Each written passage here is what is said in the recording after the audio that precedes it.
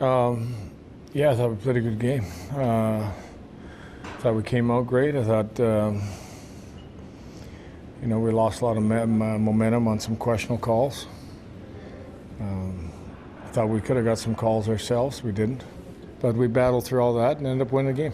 And what made Owen Power so effective last night? That was a very good effort by him. Just what went into it? I thought he moved his feet great, broke the puck out well. His reads, a lot of his breakouts were right on cue, and when he could close the gap, he closed the gap.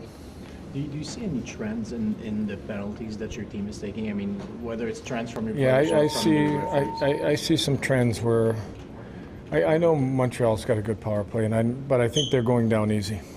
What's your message to your team about maintaining composure? Because after a win, you can get so high, and after a loss, you can get low. How do you keep them even keeled? Yeah, I mean, we'll meet tomorrow morning and just talk about what to expect. You can look at any series. Montreal's last series was win a game, lose a game. Okay, so you get pretty used to it there. For us, a little bit of the same. Went to Boston, won a couple, but then lost, and had to go back to Boston again to win a game. You have to balance the victories, and you have to be ready to reset and flush out the losses. I remember on Monday you talked about the forwards kind of leaving the D zone when you guys get first touch. Is that what you saw happen on the first goal from New Hook last night, where they had Evans, I think, alone in front right before? Well, there's a lot of pieces to that. You can go to that last piece. We went by the play on the wall, which hurt us, and then we over-pursued with two people behind the net, and we let a puck go through us to the middle of the ice. What beyond talent made Costa ready for such the grand stage of a playoff game in Montreal, second round? I think the experience he had with us earlier in the year, his experience and the great job that Leo and his crew have done with him in Rochester to get ready to play. I watched all his D zone. A lot of times you have to teach a young player to stay in position, support the puck. I thought he did a great job. He skated on pucks. He supported our breakouts really well. And I think that starts in the minors with all the people that are working with him. So they deserve a lot of credit. When you say you guys are going down easy, you think that's something where one embellishment called? No, I think it's part of the playoffs. It just is. You know how important a power play can be. So you get a stick on somebody, you got to be careful with your sticks. If they have a chance to make the play look worse than it is, they're going to. It's playoff hockey. Every team in the league does it. And it's an understanding that keep your stick off them. I mean, the little push that Thompson gave their player, I don't think that's called in the regular season. But in the playoffs, it's called. So tell our guys not to do it. Is this something that needs to be addressed with series supervisor as well? Is that what this type of thing is for? Yeah, I'm not going to spend too much time on this, but it's just something that happens in our league.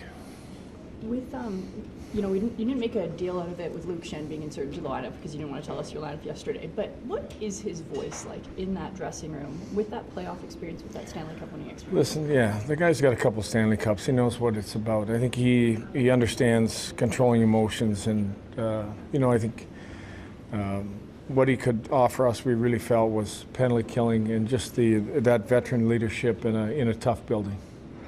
When we see what, Zach scored the big goal yesterday. Josh Doan has been playing good series. Consta yesterday. What is it about the young kids that allow them to thrive in this series? They're just. Those two guys they got good chemistry. They're playing hard. They're hotter in pucks. Their compete level is as good as anybody's compete level on the ice. They're having fun playing. They're playing the game the right way, and they're doing whatever they can possibly do in that shift to make a difference. How does the dynamic of the series shift when now it boils down to really just a best of three? Again, you've got to focus on one game. I mean, our motto the whole year has been just one more, and right now it's just try to win one more game. We win one more game, and then pressure and momentum shift again. We go back to our building. We know how important this next game is. You mentioned the kids having fun. Is it easier to have fun when you're younger in your career compared to older, more veteran guys? don't know. You know, the kids are enjoying it for sure. I mean, it's what you grew up hoping you'd have a chance to do, is compete for a Stanley Cup. And, you know, we won the first round, and it was a heck of a battle. And I've said since day one, we're playing a heck of a team. This is going to be a heck of a series. Don't take them for granted. And I think we've seen that now. The series is 2-2. The compete level by both teams has been excellent, but this is what you play for. How are you embracing these moments in your career? Well, I'm enjoying it too. I mean, it's you only get so many of these opportunities, and I'm right there with the kids. Put a smile on my face, and I'm having fun with them. Your team seems to have a lot of fun with Benson. How do you see the interactions there, sort of the playful jabs, that kind of thing? I mean, they do. They've had a lot of great things that have helped them bond during the year. They've had this T-shirt thing where they've bought each other T-shirts, and Benson was the star of one T-shirt, and you know, Owen Power was the star of another. Samuelson had his own T-shirt. So they have found ways to bring levity to, you know, it can be a grind in the second half of the year. And you know, I think every team, you know, can feel your team come together. When we went on that 10-game run, I think it was the galvanizing part for our team. And from then on, everybody really became believers in what we could do. Thanks, Lindy.